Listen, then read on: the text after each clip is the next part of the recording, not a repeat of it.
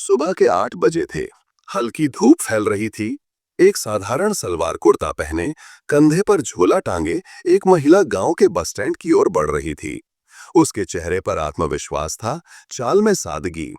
कोई नहीं जानता था कि ये महिला दरअसल जिले की तेज तर्रार एसडीएम प्रिया राठौर थी। आज वो किसी सरकारी कार्यक्रम में नहीं, बल्कि अपने जिले के हालात समझने खुद आम नागरिक बनकर निकली थी। बस स्टैंड के पास एक बूढ़ा आदमी फलों की रेहड़ी लगाए बैठा था। उसके पास एक छोटी लड़की खड़ी थी, शायद उसकी पोती, जो स्कूल यूनिफॉर्म में थी। प्रिया धीरे धीरे उसके पास गई और मुस्कुराकर पूछा, कितने का दे रहे हैं आम बाबा? बुजुर्ग ने सिर झुकाकर जवाब दिया, बिटिया 60 रुपए किलो है। तभी लड़की मासूमियत से बोली, दादा जल्दी करो ना, स्कूल लेट हो जाएगा। बूढ़े ने कहा, थोड़ा सब्र कर, पहले आम बेच लो, फिर चलेंगे। ये सुनकर प्रिया का दिल भर आया।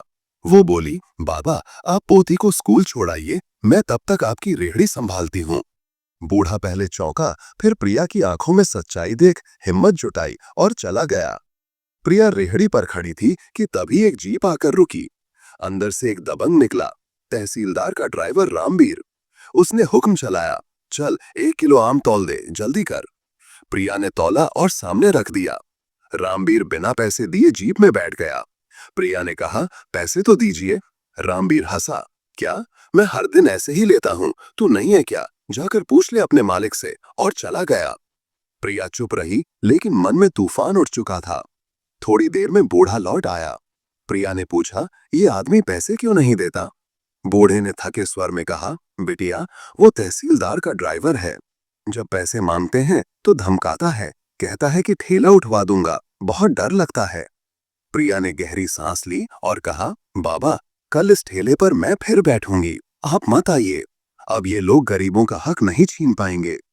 अगले दिन प्रिया ने गांव की औरतों जैसा भेष बनाया और फिर से ठेले पर आ बैठी। थोड़ी देर में रामबीर फिर आया और बोला, अरे आज तू बैठी है, चल 1 किलो आम दे। प्रिया ने आम तौला और कहा, इस बार पैसे दो। रामबीर चौंका और गुर्राया, बहुत जबान चल रही है तेरी, क्या तू मुझे सिखाएगी? चल हट। जब वो जाने लगा तो प्रिया ने रोकते हुए कहा, पैसे दो वरना मैं तहसील में शिकायत करूंगी। रामबीर भड़क गया और गाली देते हुए थप्पड़ जड़ दिया। प्रिया लड़खड़ाई पर खड़ी रही और बोली, तुमने एक औरत को मारा है, अब देखो कानून क्या करता है। रामबीर हंसा, जा जहां जाना है जा, मेरा कोई कुछ नहीं कर सकता। प्रिया चुपचाप वहां से निकली। 2 घंटे बाद वो औपचारिक वेशभूषा में सरकारी गाड़ी से तहसील ऑफिस पहुंची। रामबीर वहीं खड़ा था। प्रिया को देखकर उसका रंग उड़ गया, सब लोग घबरा गए।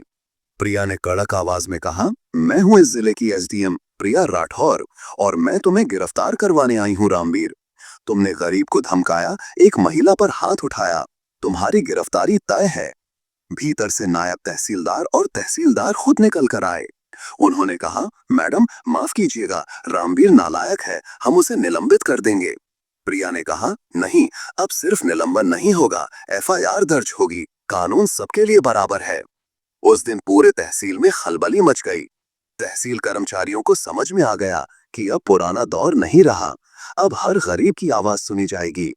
रेहड़ी वाले बूढ़े की आंखों में पहली बार राहत की चमक थी। अगर अधिकारी ईमानदारी से अपने फर्ज को निभाएं तो सिस्टम बदल सकता है। वर्दी रौब के लिए नहीं, सेवा के लिए होनी चाहिए। और जब सच्चाई आवाज उठाती है तो अन्याय अपने घुटनों पर आ जाता है। अगर आपको ये कहानी पसंद आई हो तो इसे जरूर शेयर करें और ऐसी सच्ची आवाजों से जुड़ने के लिए इस YouTube चैनल को सब्सक्राइब करें।